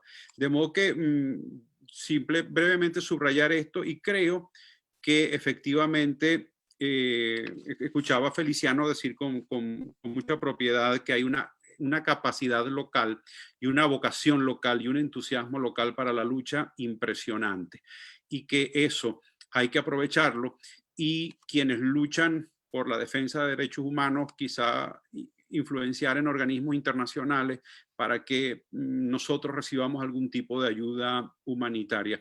La lucha por los derechos humanos es sumamente compleja y difícil. Venezuela está enfrentando una situación política que exige una vuelta a la democracia. Nosotros, en esta coyuntura, mientras el sistema político que existe en Venezuela tenga estas características represivas, tenga estas características de violación de los derechos humanos, tenga estas características de insensibilidad con su propia población, la lucha por la defensa de los derechos humanos es muy, muy cuesta arriba. Yo aprovecho de felicitar a las organizaciones que lo siguen haciendo, muy particularmente a la gente de la UCAP, que lleva muchísimos años en ello, pero a todas las organizaciones, a todas las ONG que en Venezuela luchan por la defensa de los derechos humanos. Y agradecer al Instituto Max Planck y al profesor von Tandy, que sorry por mi Springer Duchi in the Guten Morgen, Guten Abend, Dankeschön, Bitteschön. Agradecer al instituto, agradecerles a ustedes. Nosotros, les hablo en nombre de los humoristas venezolanos, hemos estado haciendo lo que podemos desde el humor, sobre todo utilizando el humor como instrumento de denuncia, de que la gente no olvide las cosas que tiene que hacer, como instrumento de defensa de los derechos humanos, de hacer de los derechos humanos una preocupación de todos, porque el humor es siempre un espíritu de autocrítica, de autorreflexión, para subrayar los errores que uno comete y para tratar de corregirlos amablemente. Es un instrumento amable que no promueve el odio, que promueve la autocrítica y la reflexión. Aquiles Nazoa decía que el humor es una forma de pensar sin que el que piense se dé cuenta de que está pensando. Eso es lo que yo llamo pensamiento de contrabando. Yo creo en el pensamiento de contrabando y creo en la educación y en la formación. Y utilizamos el humor para formar, para educar, para animar a la gente y sobre todo para dar esperanza. Venezuela, una de las cosas que necesita en este momento, que créanme es muy amargo y es muy doloroso, es no perder la esperanza, porque un país nunca debe perder la esperanza. Eso conduce a la gente a la inacción, al dolor profundo y a la negación. Y yo creo que parte de lo que nosotros hacemos es mantener viva la llama de la esperanza. Y confío además en la gente. Venezuela es un país de gente valiosísima, inteligente, preparada, que es la razón principal de nuestra esperanza. Un país existe en la conciencia de la gente y en el corazón, como sentimiento y como reflexión. Y en ese sentido, Venezuela sigue siendo un maravilloso país. Gracias, Laureano. Y ahora Jesús, por favor. Y entonces les quiero pedir, antes de darle la palabra a Jesús para el comentario breve, que por favor, los que tengan preguntas, Rogelio nos va a apoyar en México. Esto es lo interesante de nuestro diálogo ahora global. Para leer las preguntas y los comentarios que ya están, lo pueden hacer por el chat y entonces luego damos 2 minutos a los panelistas para las respuestas y cierre de la actividad. ¿Está bien? Perdón, Mariela, creo que la comisionada Esmeralda quiere despedirse, que tiene una entrevista. Entonces, perdóname la interrupción, solo quería hacer esa comentario. Claro, por supuesto, Esmeralda, adelante. Pidiendo mis disculpas, pero en estas formas que tenemos hoy de comunicación, tengo una llamada de México que tengo que atender con respecto a una intervención de la temática. Voy a estar, solo voy a apagar la cámara, pero para atender la llamada en el momento en que se dé, si no me es posible entonces retornar. Muchísimas gracias, disculpen.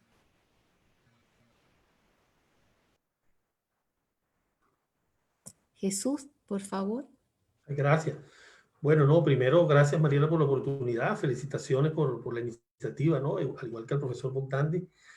Y bueno, solamente primero, pues un reconocimiento para el trabajo de la Comisión Interamericana respecto de Venezuela, porque efectivamente, pues, fueron pioneros en identificar que la crisis que se presentaba en el país era una crisis estructural, con un desmantelamiento, pues, general de la institucionalidad democrática, y tomaron una serie de decisiones y emitieron informes fundamentales. Y también en el sentido de lo que decía pues la comisionada Arosemena, creo que es muy importante que la comisión siga adelante como lo está haciendo, con mucho fundamento jurídico, por supuesto, para hacerlo respecto de Venezuela, y agradecerle esa visita que, digamos, esa investigación in loco que quisieron llevar adelante, que sabemos que el gobierno pues no lo permitió, pero sin embargo, ustedes se trasladaron a la frontera y le recabaron una serie de datos muy importantes. Yo pienso que, por lo menos desde mi punto de vista, yo resumiría lo que está pasando respecto de las competencias de la Comisión, en que por un lado hay una serie de tratados que siguen vigentes, que le dan plena competencia a la Comisión, y por otro lado, esa supuesta denuncia, en todo caso, me refiero a la Carta de la OEA, pues habrá que entender que está suspendida en sus efectos hasta que haya elecciones libres, porque en ese sentido apuntaría la decisión de la Asamblea General de la OEA. Es decir, el doctor Gustavo Tarre, es representante de la Asamblea Nacional, hasta que haya unas elecciones libres, pues entonces pareciera pues que jurídicamente también se puede sostener que esa denuncia de la Carta de la OEA, si es que es posible una denuncia a la Carta de la OEA en el siglo XXI, con todo lo que significa ese tejido, esa red de convenios de derecho internacional privado, es que es algo realmente insólito planteárselo, pero en caso de que fuera válido, bueno, pues esto queda suspendido hasta que haya elecciones libres y que la comisión siga adelante como lo está haciendo con las medidas cautelares. El reconocimiento también para el Centro de Derechos Humanos con Eduardo Trujillo, todo el trabajo que adelantan, pues, y cuando decía la Comisión Interamericana me refería, por supuesto, también a sus equipos técnicos, nos han relatado cosas fundamentales y que demuestran ese compromiso que tienen con Venezuela. Muchas gracias, sigan adelante con eso, por favor. Y terminaría con una pregunta para Feliciano, que por supuesto, reconociendo todo el trabajo de las ONGs que están en él aquí muy bien representadas. Feliciano, si pudieras ampliar un poco esa reflexión sobre la ayuda humanitaria y cómo algunos acuerdos políticos podrían facilitar la ayuda humanitaria, porque desde fuera uno lo que ha visto son informaciones poco claras en el sentido de que algún tipo de ayuda humanitaria ha podido ingresar a través de la Cruz Roja. Otro tipo, también se ha dicho que algunos fondos, digamos, del Estado venezolano que están en el exterior han podido ser descongelados, digamos, para que algún tipo de recursos se destinen para el tema del COVID. Es decir, eso ha funcionado, así sea poco, pero ha funcionado. ¿Y tú crees que por ahí se abre un camino o eso en realidad es tan insignificante que hay que replantearlo, hay que pensarlo bajo otras coordenadas, como tú decías, ¿no? Gracias. Entonces, aprovechando que gracias Jesús y gracias a Laureano, y creo que todos nos sumamos, lo podríamos combinar estas dos expresiones diciendo gracias Comisión Interamericana de Derechos Humanos por mantenernos con esperanza y gracias a ustedes que luchan todos los días. Pero quisiera darle la palabra a Rogelio para que por favor nos diga ya un par de comentarios y después ustedes cerramos la actividad. ¿Les parece?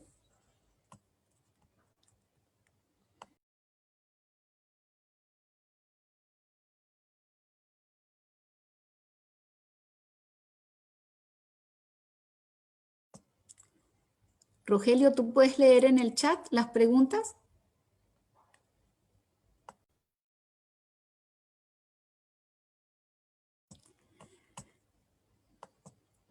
Bueno, creo que voy a proceder con esta inexperiencia en este tema, pero como todos ustedes me conocen, entonces lo primero es que hay un comentario de, era de una profesora española respecto al retorno. Ya estás, Rogelio. Sí, ¿Puedes perdón. leer de Cristina María para que tú puedas leer las preguntas y entonces después pasamos a la ronda de respuestas para ir Por supuesto cerrando? que sí. Como una de las partes más importantes, como siempre en los coloquios del Instituto Max Planck, es esta del debate, del diálogo que se genera con los participantes. En ese sentido, Cristina María Zamora Gómez hace un comentario. Ella, que es de la Universidad de Sevilla, nos dice que quisiera resaltar algunos comentarios de las y los panelistas con referencia a la migración venezolana en reversa, especialmente a la intervención de Eduardo Trujillo, ya que desde la perspectiva de ella como investigadora en movilidad humana, el retorno forzado es lo más inédito que está ocurriendo en el mundo entero acerca, y en las Américas, por supuesto, a propósito de la pandemia. Por otro lado, Gabriela Cala hace una pregunta a Eduardo Trujillo, y esta tiene que ver sobre las medidas cautelares respecto a la maternidad Concepción Palacios. Y finalmente, Juana María Ibáñez plantea la siguiente pregunta.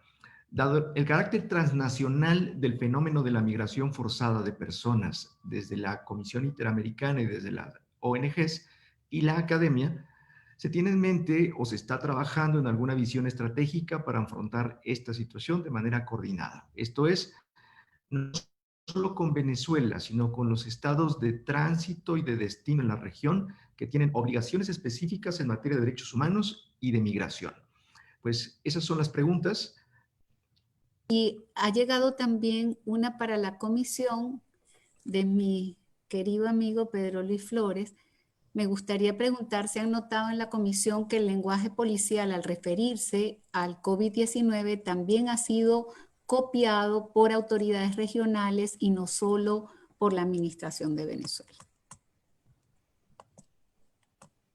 Bueno, dijo por la administración de Maduro. Entonces, creo que eso, Rogelio, ya no tenemos más, ¿verdad? Con eso, entonces, damos paso a un breve comentario. Les pediría, para ser puntuales, que tengan 2 minutos cada uno. Podemos empezar en el mismo orden. Empiezas tú, María Claudia, y después sigue Santiago, Eduardo y Feliciano. Gracias, Mariela, gracias, Rogelio, y a las personas que han formulado las preguntas. Yo les dejaría a mis colegas de panel las preguntas más específicas y a Santiago lo que tiene que ver con las medidas cautelares de la Concepción Palacios, el hospital, porque me gustaría conversar solamente muy brevemente sobre esto que planteabas de lo que es la migración forzada y el retorno forzado. Definitivamente es un fenómeno absolutamente particular. Habíamos visto, sí, por ejemplo, en el caso de Nicaragua, una situación que se generaba también en cuanto al retorno después de los aspectos de la represión más fuertes, y la Comisión ya se había empezado a pronunciar en un informe que hizo sobre la situación de personas nicaragüenses en Costa Rica. Ya había hecho algunos pronunciamientos sobre la importancia de que se generaran garantías en el Estado para asegurar la reincorporación de las personas retornadas. También la Comisión tiene estándares interamericanos sobre la situación más bien de personas deportadas desde Estados Unidos que son forzadas a regresar, pero por situación de la deportación a los países de origen. Pero esta situación concreta del fenómeno de la COVID, que ha llevado a más de 90,000 personas, que realmente, más allá de lo que se hablen de porcentajes en términos de vidas humanas, es un colectivo enorme, y sabemos que la gran mayoría son mujeres, son niños, o sea, un colectivo humano en una situación de gravísima situación de vulnerabilidad. Pues entonces hace que las organizaciones internacionales tengan que empezar a trabajar esta situación de manera más articulada. En estos momentos estamos tratando de apoyar una iniciativa que está promoviendo OIM con ACNUR para poder buscar las formas de cooperación más adecuadas, que incluya también lo que tú comentabas de fortalecimiento de capacidades. Feliciano, muy importante ese punto, y lo retomamos dentro de tus 3 recomendaciones, porque hay algunas pues que se nos escapan a la Comisión por la naturaleza de su mandato, pero definitivamente todo lo que tiene que ver con capacitación, desarrollo de capacidades para las organizaciones de la sociedad civil es una de las mayores prioridades de la Comisión. Y en este otro programa que les comento, pues estamos buscando cómo apoyar desde los estándares interamericanos, el monitoreo, la observación, las recomendaciones de la Comisión a estos esfuerzos de organizaciones internacionales que ya son más altamente especializadas en la atención de estas problemáticas. Y de hecho, estamos, por ejemplo, apoyando también a ACNUR en una iniciativa, porque nosotros tenemos una red con las instituciones nacionales de derechos humanos de la región, que hemos tratado en los últimos 2 años de fortalecer. Bueno, cómo acceder, como planteaba Eduardo, no solamente a la información que se puede recoger en la frontera colombo-venezolana, pero cómo acceder a la información de otra cantidad de personas venezolanas que han sido desalojadas, despojadas por razones de la COVID en los países de acogida y que no han podido tampoco retornar.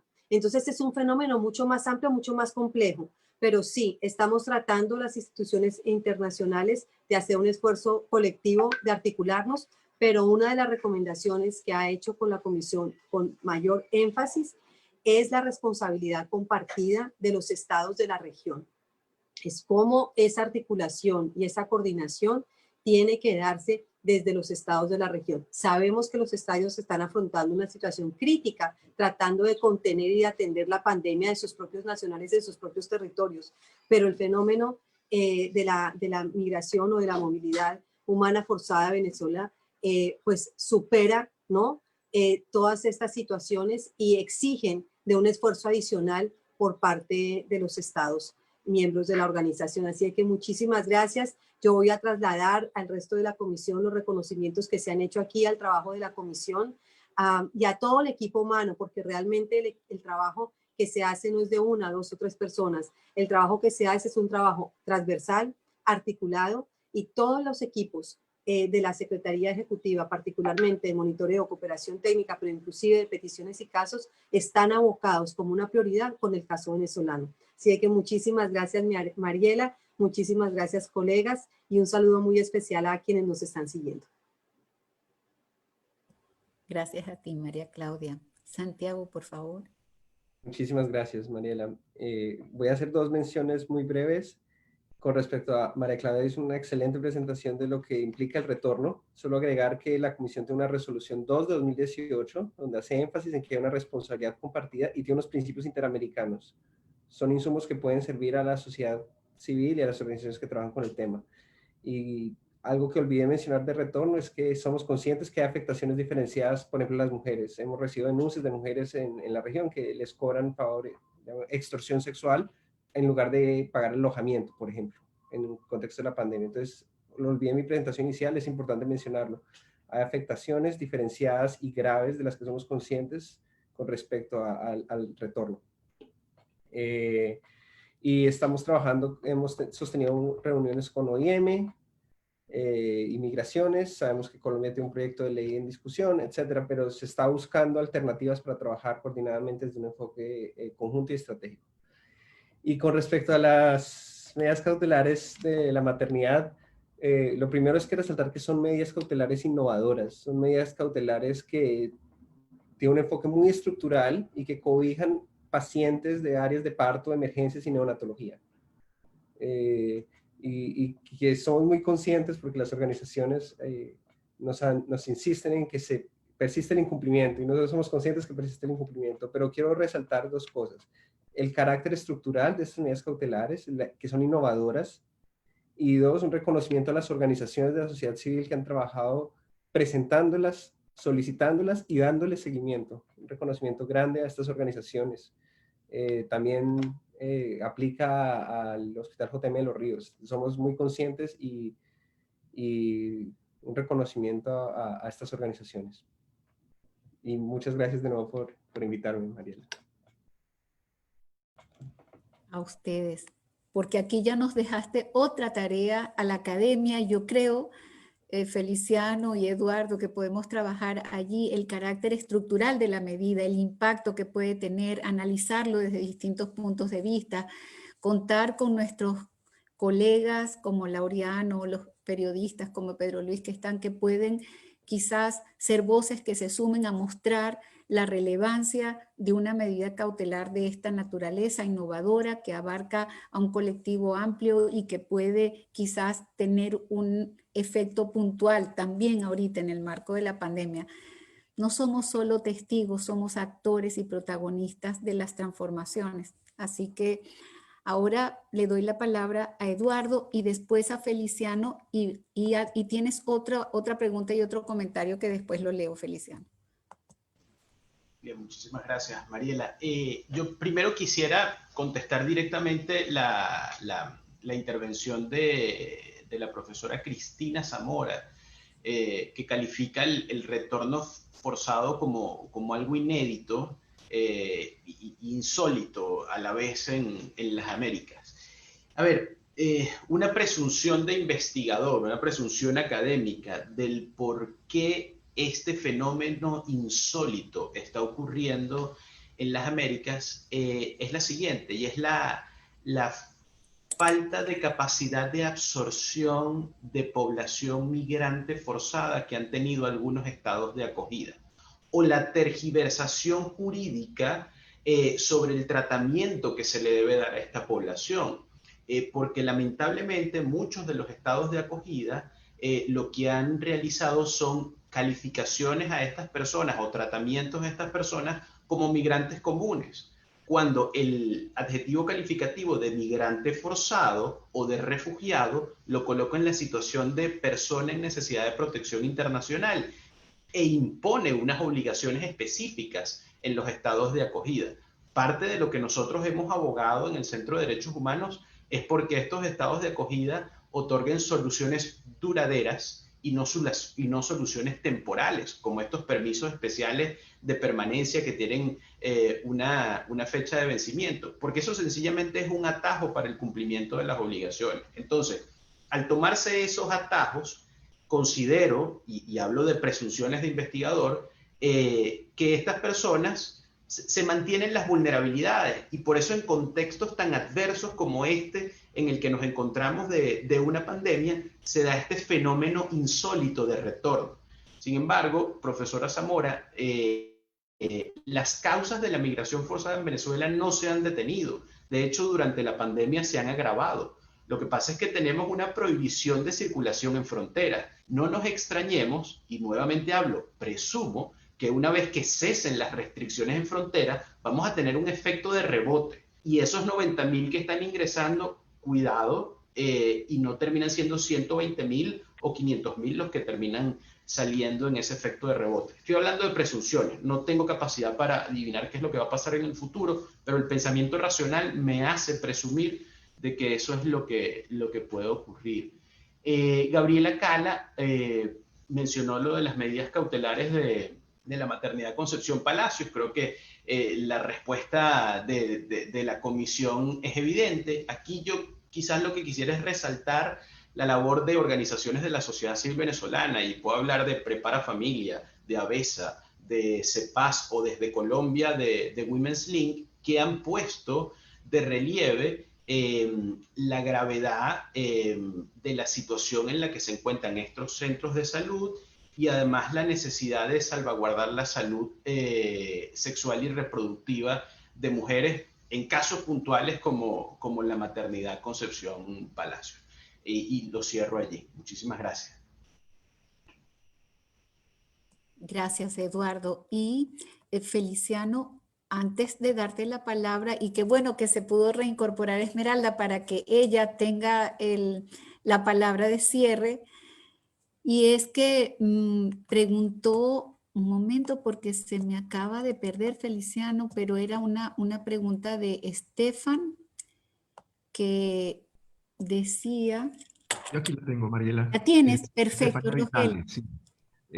Lo que pregunta ella es a Feliciano, ¿a qué se refiere con expandir capacidades locales? ¿Quién pudiera llevar a cabo esta construcción de capacidades? Bien, muchas gracias. Y empiezo también reconociendo el trabajo, como decía desde el principio de la comisión, con los años de seguimiento a la situación en el país, de espacio para las organizaciones de sociedad civil y víctimas, y también, además, en ese vínculo hecho con el sistema universal, con las distintas relatorías, con la alta comisionada, porque para nosotros son dos espacios realmente fundamentales de acción. Me voy a referir a la pregunta de Jesús María. Gracias, Jesús María. Yo creo que no hay manera de avanzar en una respuesta de la dimensión que hace falta después de la devastación que se ha ocasionado.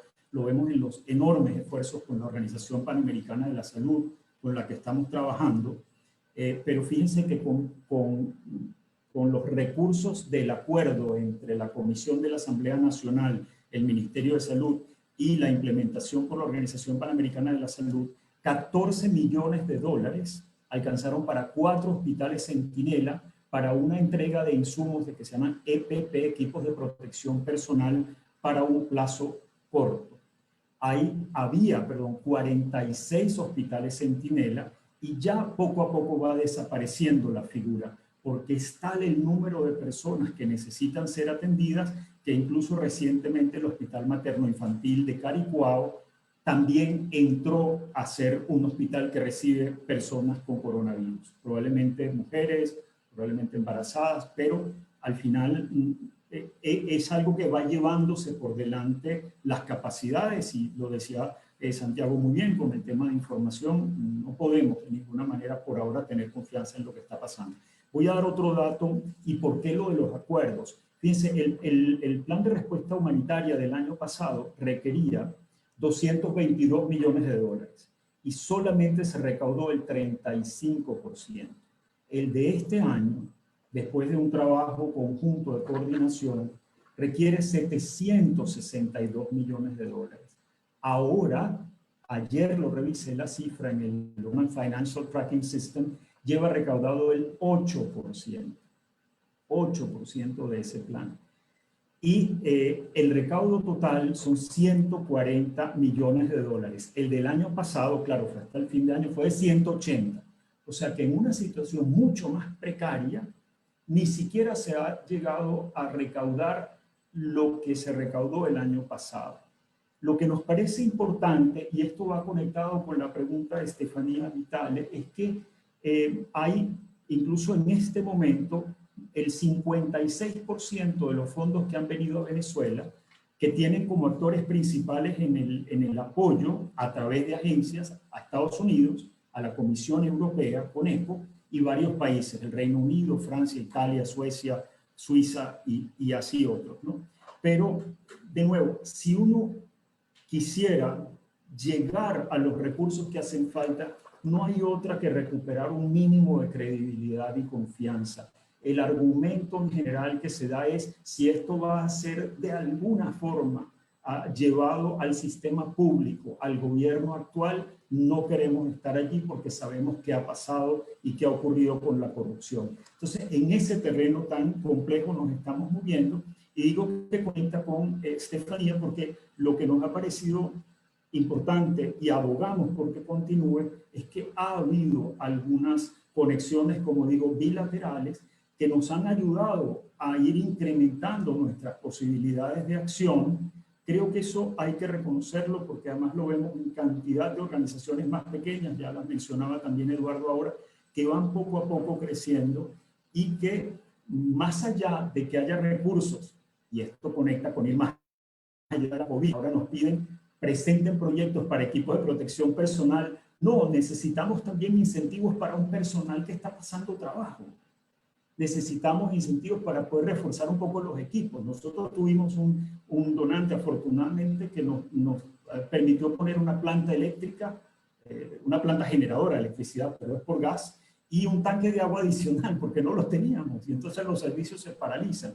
Así que yo creo, Jesús María, que, de nuevo, para fortalecer a las organizaciones y para movilizar los recursos que hacen falta para una respuesta de la dimensión que requiere la devastación previa, sí va a haber que ponerse de acuerdo entre actores, digamos, que estén dentro del ámbito del oficialismo, el ámbito de la oposición, actores internacionales con capacidad de movilizar recursos para por lo menos avanzar en bien de una población que sufre. Y si eso lleva paradójicamente a una oportunidad para establecer alguna agenda un poco más allá de acuerdos políticos de tipo lo que tanto se reclama, una elección libre, justa, para una salida democrática, qué bueno sería, sin que sea una condicionante para ayudar. Esperamos que fuera así. Muchas gracias de nuevo, Mariela. Yo creo que lo que dijo, solo cierro con lo que dijo Eduardo sobre el rebote, es realmente importante. Han llegado personas que se fueron hace 2 años y en 2 años la destrucción continuó y se hizo mucho peor. Es muy probable que al llegar aquí hayan dicho, bueno, en cuanto se vuelva a abrir, nos regresamos. Gracias.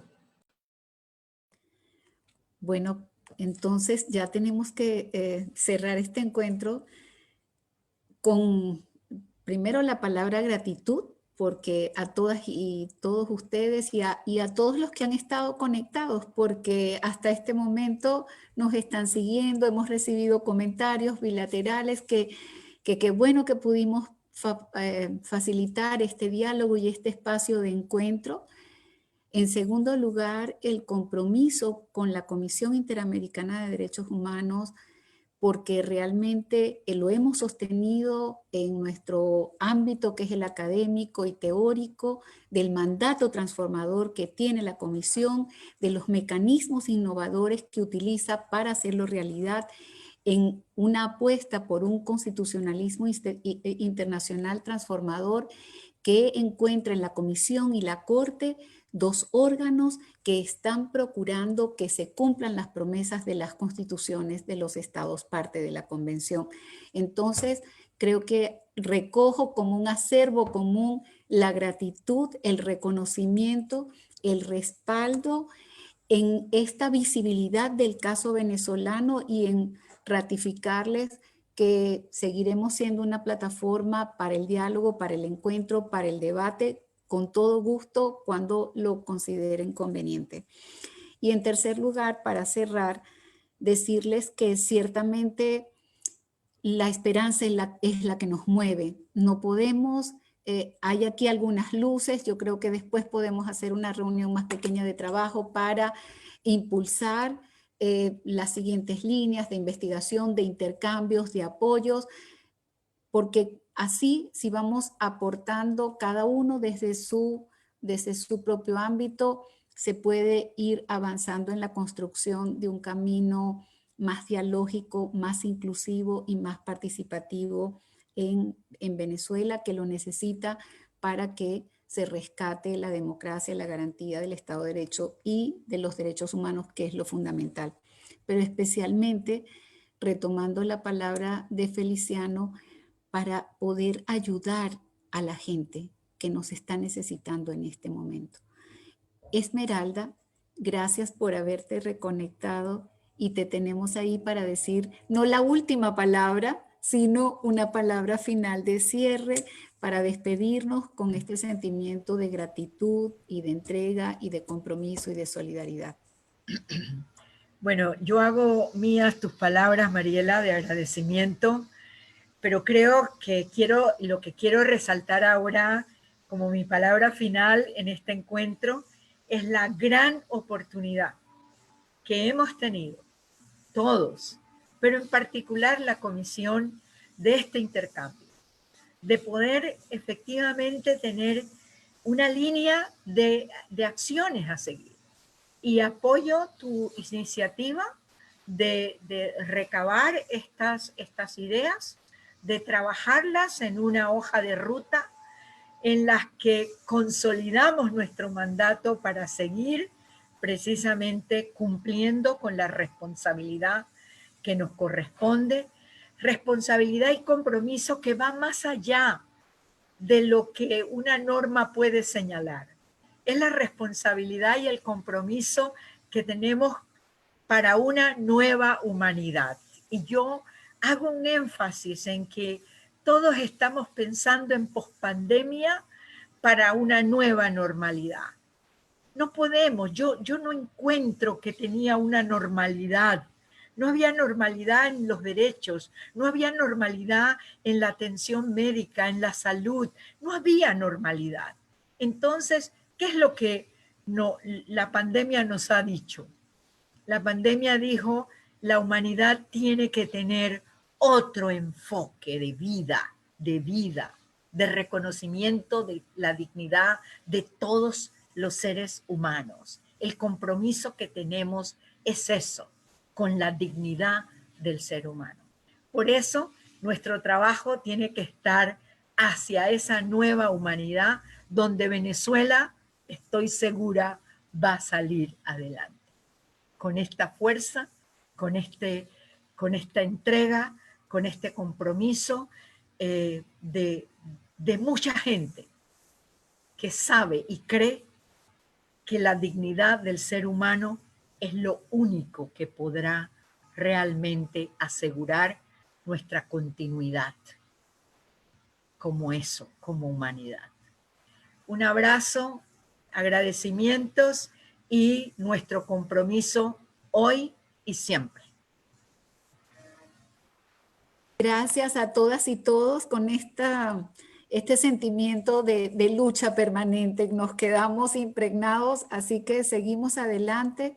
Gracias a todas y ustedes, nuestros panelistas, compañeros invitados, incluso que acuden al último minuto, los que estuvieron hasta ahora, y dejo a Rogelio que me asiste y Pedro en otro lado. Nos despedimos, un abrazo virtual para todos, muchísimas gracias.